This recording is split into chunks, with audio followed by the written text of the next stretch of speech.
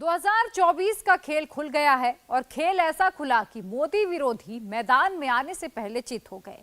कल पीएम अपने संसदीय क्षेत्र वाराणसी में होंगे, महिलाओं से खास तौर पर मिलेंगे, उन्हें ये बताएंगे कि महिला आरक्षण बिल को पास कराने के लिए उन्होंने संसद के अंदर और संसद के बाहर कैसी कैसी तैयारियां की, क्या क्या जतन किए गए और क्यों ये बिल देश का भविष्य नए तरीके से गढ़ने का मादा रखता है।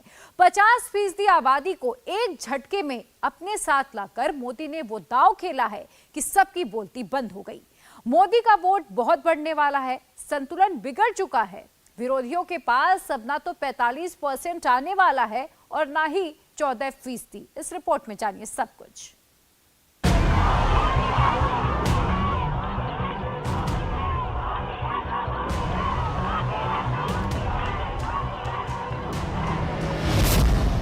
चौबीस के चुनाव में 50 का दांव।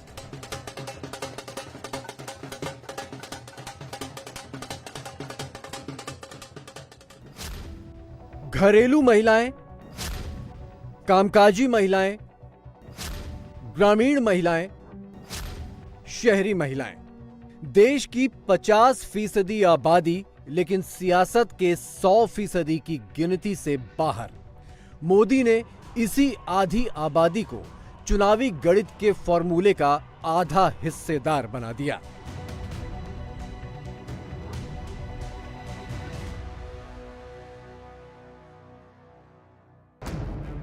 देश के 80% हिंदुओं के वोटों का हिसाब अभी तक ऐसे होता था। ओबीसी करीब 45%, दलित 16%, आदिवासी 9% और अगड़ा 10%। मोदी के एक दांव ने इस मुश्किल चुनावी गणित को एकदम सीधा कर दिया। 40% पुरुष और 40% महिला। मेरे परिवारजनों, नया और आधुनिक संसद भवन और उसमें आधी आबादी का बढ़ता हुआ प्रतिनिधित्व ये नई व्यवस्थाओं का सूत्रपात करेगा। मुझे विश्वास है कि देश की नारी शक्ति नई और स्वस्थ संसदीय परंपराओं का भी सृजन करेगी। महिला आरक्षण बिल 30 सालों से संसद के गलियारों के चक्कर खा रहा था, लेकिन किसी ने भी इस विधेयक की ताकत को वैसे नहीं समझा जैसे मोदी ने समझा। नारी होने की पहचान अगर सत्ता के समीकरण बनाने और बिगाड़ने का मादा हासिल कर ले तो नारी का वंदन तो होगा ही, इस पहचान को स्थापित करने वाले का भी अभिनंदन होगा, विजय वंदन होगा। माननीय प्रधानमंत्री मोदी जी ने यत्र नार्यस्तु पूज्यन्ते रमन्ते तत्र देवता वेदों की इस पंक्ति को चरितार्थ किया है। एक नई उमंग, नई उत्साह, नया जोश है सारी महिलाओं में, जो कि 3 दशक से ये जो महिला आरक्षण बिल जो कि पेंडिंग पड़ा था वो अब पारित हो गया है। 21वीं सदी का जो नया भारत है, ये नए भारत को आगे बढ़ाने वाली आधी आबादी है और ये नारी शक्ति वंदन अधिनियम 2023 आने के बाद राजस्थान की आधी आबादी में बहुत उत्साह है। विरोधियों के गठबंधन और वोट बैंक के नए नए समीकरणों के बीच चुनावी महाभारत में महिलाओं पर मोदी का भरोसा क्यों है? 2014 के लोकसभा चुनाव में बीजेपी को महिलाओं के 29% वोट मिले। 2019 के चुनाव में ये वोट बढ़कर 36% हो गया। इसी की तुलना में 2014 में बीजेपी को पुरुषों के 33% वोट मिले तो 2019 में 39% वोट मिले। यानी साफ है कि पुरुष वोटरों का रुझान जितनी तेजी से बीजेपी की ओर बढ़ा, भगवा झंडा उठाने में महिला वोटरों ने उससे ज्यादा तेजी दिखाई। मोदी इस रुझान को और रफ्तार देने का आइडिया ढूंढ लाए हैं। देश ने संकल्प लिया है कि जब हम आजादी के 100 वर्ष पूरे करें तब तक हम भारत को विकसित बना करके ही रहेंगे। इसमें देश की जो आधी आबादी है उसकी सक्रिय भागीदारी और नेतृत्व के साथ सक्रिय भागीदारी, निर्णयों में बराबरी का हिस्सा, ये इस सपने को साकार करने का बहुत बड़ा फोर्स बनने वाला है। कभी कभी किसी निर्णय में देश के भाग्य को बदलने की क्षमता होती है और आज हम सभी ऐसे ही एक निर्णय के साक्षी बने हैं। महिला आरक्षण से देश के भाग्य के साथ साथ देश की सियासत, सीटों की किस्मत और पार्टियों की चुनावी पैंतरेबाजी सब कुछ बदलने वाली है। महिला आरक्षण का विरोध करने का मतलब होता कि सामने खड़े 2024 के चुनाव में पार्टियों को महिला मतदाताओं की नाराजगी झेलनी पड़ती। बिल पास होने से पहले ही महिला वोटर के हाथ आई इस ताकत को विरोधियों ने भी समझ लिया। बिल पर हुई वोटिंग के नतीजे मोदी विरोधियों की इस समझ के गवाह हैं। लोकसभा में बिल के समर्थन में 454 वोट पड़े, विरोध में सिर्फ 2 और राज्यसभा में बिल के समर्थन में 215 वोट पड़े, विरोध में एक भी नहीं। अब मान लीजिए यही लोग हैं जो पहले बिल फाड़ा करते थे, आज उनको बिल को समर्थन करना क्यों पड़ा? क्योंकि देश भर में पिछले 10 साल में महिला एक शक्ति बनकर के उभरी है और हमने संसद में पहुंचने से पहले देश में सामर्थ्य जुटा दिया ताकि संसद में कोई हिल न पाए। इसका पूरा प्रबंध करके हम सदन में गए। ये आप ही की शक्ति पे भरोसा करके मैं गया था और आपकी शक्ति ने रंग दिखा दिया कि सभी राजनीतिक दलों को इस काम में जुड़ना पड़ा। मेरा नाम ज्योति है, मैं ग्राम सुनपेड़ा ब्लॉक सिकंदराबाद जिला बुलंदशहर से हूँ। और हमें शौचालय मिले हैं, हमारे हर घर घर में शौचालय पहुँचाए हैं मोदी जी ने। अच्छा चल रहा कि हम यहाँ में आके हमें अच्छे नरेंद्र मोदी जी के दर्शन हुए और अच्छा हमें स्वागत। मोदी जी को लेकर आप क्या सोचती हैं? मोदी जी में क्या दिखता है? मोदी में भगवान दिखते हैं हमें। आज से पहले हमारे ग्राम इसमें क्या नाम है, देश में प्रधानमंत्री ऐसा कोई नहीं आया था जो अब आए हैं हमारे प्रधानमंत्री। सबको एक साथ लेकर चलते हैं। सबने गिराया था, इन्होंने उठाया है भारत। उठाया। 2024 की महाभारत में सबसे दिलचस्प मैदान है ओबीसी वोट बैंक का, जिसमें अलग अलग जातियां हैं, अलग अलग नेता हैं और अलग अलग मुद्दे हैं। बीजेपी इस वोट बैंक पर अपना दावा ठोकती आई है तो ओबीसी वोट बैंक के कई क्षत्रप मोदी विरोध में इंडिया अलायंस के झंडे तले एकजुट हो रहे हैं। एक मोटे अनुमान के मुताबिक देश में करीब 100 करोड़ वोटर हैं, जिसमें से करीब 45 करोड़ ओबीसी वोटर हैं और इतने ही महिला वोटर जो जनरल, ओबीसी, एससी, एसटी, मुस्लिम सभी समुदायों से आती हैं। अगर मोदी विरोधी 45 करोड़ ओबीसी वोटर के भरोसे बैठे हैं तो मोदी ने एक झटके में 45 करोड़ महिला वोटरों को अपनी तरफ कर लिया। मैं जरा आपसे पूछना चाहता हूं, ये संभव कैसे हो पाया?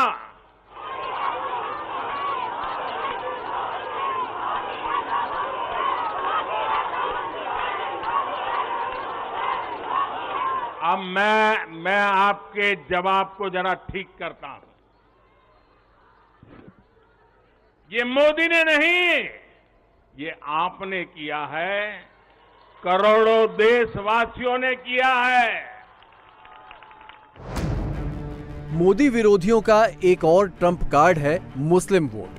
अभी तक अलग अलग पार्टियों में बंट रहे 14% मुस्लिम वोट को इस बार मोदी विरोधी गठबंधन के नाम पर एकजुट करने के दावे किए जा रहे हैं।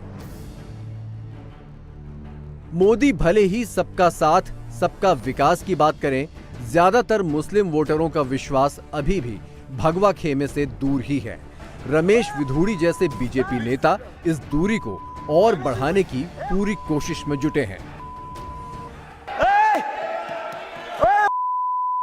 सिरे ले रहे हैं। प्लीज मैं नहीं दूंगा कभी खड़ा होगा, ये बता रहा हूं। सर, ये जो श्रेय अगर जाता है तो देश के प्रधानमंत्री को जाता है। दानिश अली जी please.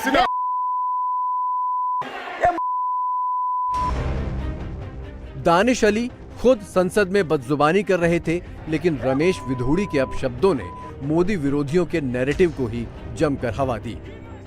Sir, honorable member is saying a terrorist. To whom he is saying the terrorist? or the terrorists are in this house. What he says? If terrorists can enter in this house, he must apologize. ये क्या है? We'll verify the record. What is this? How can he be allowed? No, you. How can he be allowed to say this? Danish Ali की party BSP भले ही India alliance में नहीं है, लेकिन मोदी विरोधी इस बात की गारंटी करने में जुट गए कि 2024 में 14% वोट हर हाल में एकजुट रहे। लेकिन क्या ये 14% मोदी विरोधियों के 2024 में टिक पाने की गारंटी दे पाएगा? महिलाओं का जीवन स्तर सुधारने के लिए, क्वालिटी ऑफ लाइफ बेहतर करने के लिए, विमेन लेड डेवलपमेंट का नया युग देश में लाने की जो गारंटी मोदी ने दी थी, ये उसका प्रत्यक्ष प्रमाण है। महिलाओं को 33% आरक्षण बिल के जरिए मोदी ने 2024 के समीकरण को कैसे उलट पलट डाला है, ये समझिए। महिला आरक्षण के जरिए बीजेपी को 80% हिंदुओं के आधे यानी करीब 40% वोट तो सीधे मिलने की उम्मीद है। इससे आंकड़े कैसे बदलेंगे?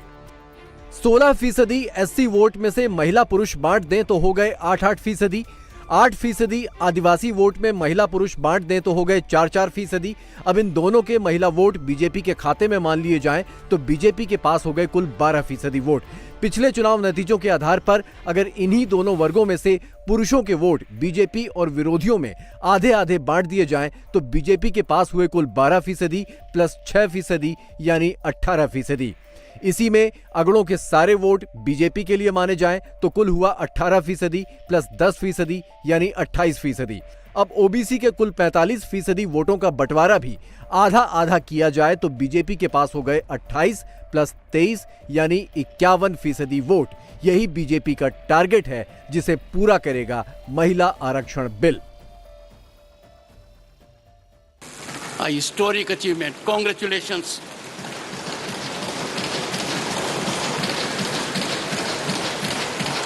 Honorable members, it is only a coincidence. मन कंचन है, यह संयोग ऐसा है। हिंदू रीति विधि के अनुसार माननीय प्रधानमंत्री जी का आज जन्मदिन भी है।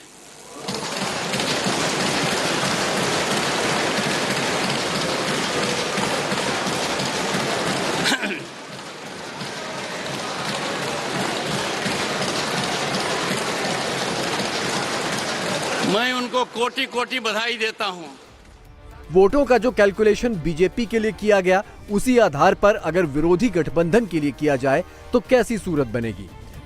एससी के 4% वोट, एसटी के 2% वोट, ओबीसी के 22% वोट और मुसलमानों के 14% वोट, यानी कुल 42%। इसमें बीजेडी, बीएसपी, वाईएसआरसीपी और अकाली दल जैसी पार्टियों का हिस्सा भी शामिल है जो इंडिया गठबंधन से बाहर हैं। तो एक प्रकार से ये डिस्ट्रैक्शन टैक्टिक है, डाइवर्जन टैक्टिक है। डाइवर्जन किस चीज से हो रहा है? डाइवर्जन ओबीसी सेंसस से हो रहा है। प्रधानमंत्री कहते हैं कि वो ओबीसी के लिए बहुत काम कर रहे हैं। अगर प्रधानमंत्री इतना काम कर रहे हैं तो 90 लोगों में से सिर्फ 3 लोग ओबीसी कम्युनिटी से क्यों हैं? यानी महिला आरक्षण वो दांव है जिसके जरिए मोदी और बीजेपी को 2024 से भी आगे 2029 तक पूरे नंबर जुटाने की जबरदस्त उम्मीद है। नंबरों के मौजूदा कैलकुलेशन का 2019 के चुनाव के आंकड़े भी समर्थन कर रहे हैं। 2019 में जब महिला आरक्षण बिल की सुगबुगाहट भी नहीं थी, तब 50% अगड़ी महिलाओं ने बीजेपी को वोट दिया, 43% ओबीसी महिलाओं ने और 41% आदिवासी महिलाओं ने बीजेपी को वोट दिया। मोदी है तो मुमकिन है, मोदी है तो मुमकिन है, बिल्कुल। और 27 बरस पुराना विघ्न गणेश चतुर्थी के दिन हमारे आदरणीय प्रधानमंत्री जी ने इस महिला आरक्षण से हटाया। उनका बहुत बहुत आभार, उनका बहुत अभिनंदन। और मैं जानती हूँ कि माँ बहुत खुश होंगी, बहुत प्रफुल्लित होंगी। नारी शक्ति को वंदन करना हमारी प्राचीन परंपरा रही है, लेकिन 27 साल से इस बिल पे कोई कानून नहीं बना। आज वो विधेयक पारित हुआ दोनों सदनों में, ये बहुत गौरव की बात है। इंडिया टीवी हर वक्त हर जगह डाउनलोड करने के लिए सर्च करें India TV news Google play store या ऐप स्टोर पर।